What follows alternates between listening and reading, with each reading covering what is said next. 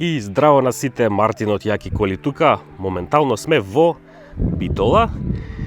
Ако евентуално го препознавате овој планински дел, може ќе знаете дека е Битола. Ако не, ја ќе ви кажам. Сме кај автоплацот Авто Марио, кој што има неколку интересни возила на располагање, барем во моментов, и затоа нив ќе ги разгледаме во една обиколка. Ќе почнеме, значи, од стартот. Одма тука ќе ве пречека една мечка, која што е GLE 350D. Веројатно и ќе ја возиме оваја, така да сега многу нема да се задржавам во детали за нејзе. За да не го пропуштите тоа видео, нормално стиснете subscribe на YouTube и очекувате го и тоа видео. Одма некоја конкуренција, значи, на Мерцедесот, имаме овдека еден Range Rover.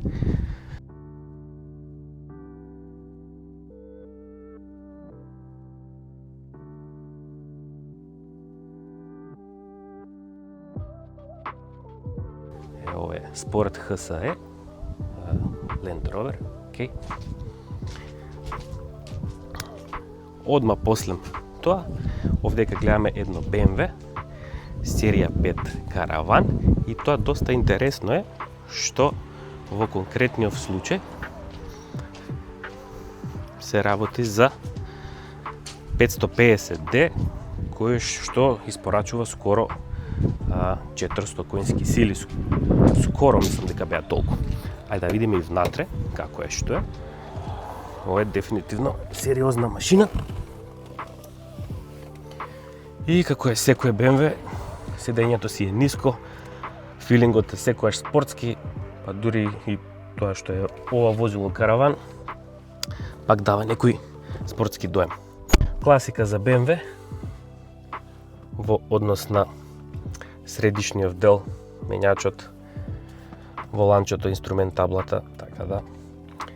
Ако сте фамилиарен човек, ама и плюс сакате некоја забава да имате и неверојатна моќ на возилото, ова е дефинитивно за вас.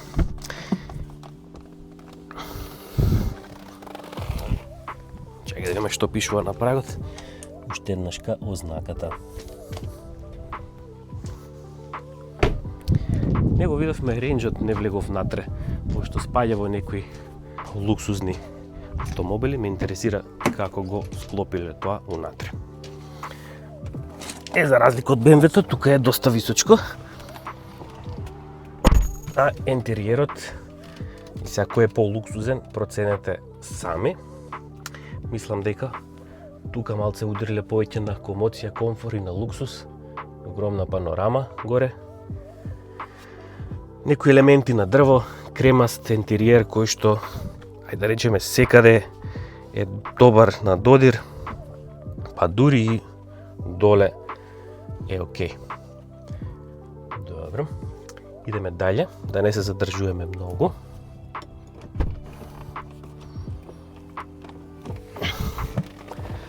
Пошто скоро таму на крај, како што забележувате, имаме теренски возила, не вообичаени, така да и нив сакам на кратко да ги дзирнеме.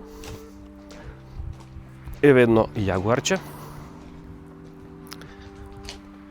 Да видиме и они како се потрудиле во однос на интериерот. XF, добро.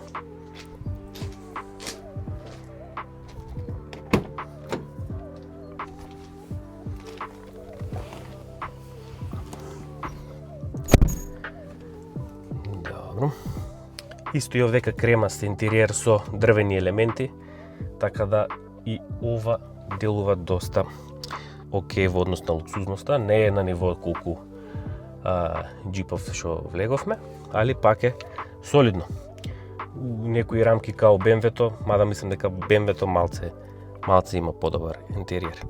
Али и ова не е лошо, поготово логово е доста интересно. Идеме сега веднаш на следното. На следното имаме некој мотор овде. Иначе Авто Марио има и мотори што се продаваат. Многу до сега продале возила, па и мотори. Во моментов имаме само еден. Чисто на брзинка ќе го погледнеме.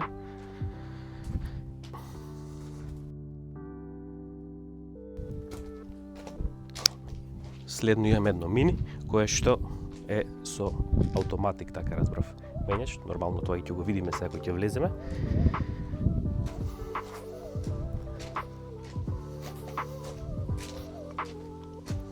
Мини Купер со двотонска боја, значи и бела и плава. Го земавме клучот, ајде сега да го видиме унатре. Апа.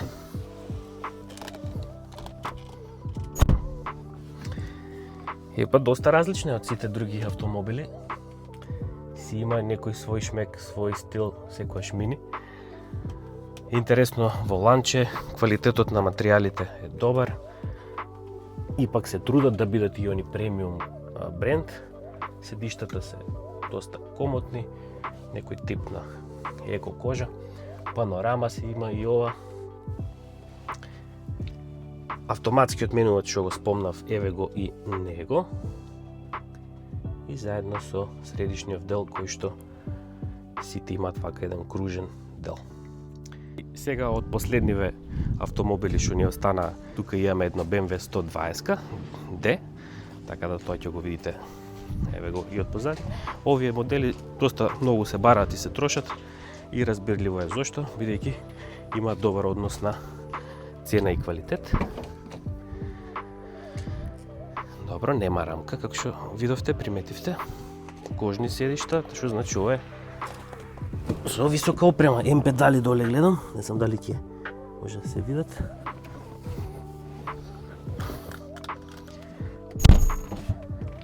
И еве и внатрешноста на ова BMW. Класичен мануелен менувач, што го преферирам јас, да речеме, во BMW серија 1, би сакал да имам нешто такво. Его стар стоп енджин во црвено обоено. Барам и за мене е малце непознато, не сум возел никогаш вакво, али еве го да видите интериерот, автоматски менувач, да. Сегде си имате места за кај да се фатите, видејќи нормално намената му е за низ терен. Тука си имате остава, си ставите ствари, така да кој е за вакви возила, нека повели на автоплацот Автомарио и ќе си види, ќе си разгледа. А сега ние ќе одиме на Jeep Grand Cherokee, ако не се лажам од 2002 година беше, и едно Wrangler од 99, ако не се лажам, мислам дека беше, али нормално ќе пишам во опис, за да знаете точно за што се работи. Еве ќе направиме едно 360 степена, малце по спора снимка, чисто да ги видите убаво во детали овие возила, кои што се дефинитивно уникатни. Нормално офроуд возила, гуми као на трактор, значи огромни, али мора да бидат такви. Ајде да влеземе внатре.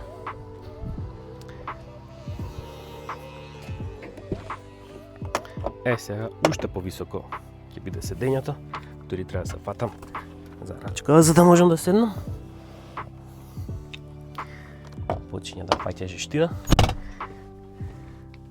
И ова си има горе панорама, голем наслонач, широк за раката, за лактот.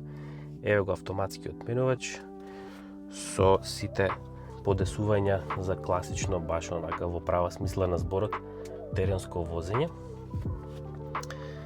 Интериерот е за таа година, да речеме, во склад со тие години, барем можам да кажам дека е сасим коректен за тоа време. Ми се свиѓа што има вака и дрвени елементи, така да кабинава е огромна, широка, напред хаубата, интересен доем дава. Некој пат може и ќе ги провозиме и овие возила, ако се решиме да одиме на терен, таму кај што треба да ги пробаме. Нема да ги возиме по асфалтов. Мислам дека ќе го возиме GL-ето, како што спомнав на почетокот. Тоа ќе ни биде во фокусот. Ајде да го видиме и Wranglerот сега.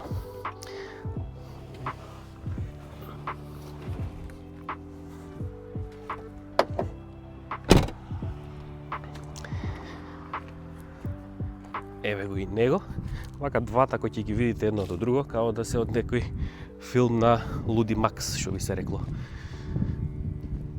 Тоест, не двата, и тоа друго рондека, сите три кои ќе ги видите во еден кадар, мислиш дека се снима некој филм за некој нов продолжеток на Лудиот Макс. Еве го и Вранглерот со резервното трколо, огромно. И ајде да влеземе сега и во него.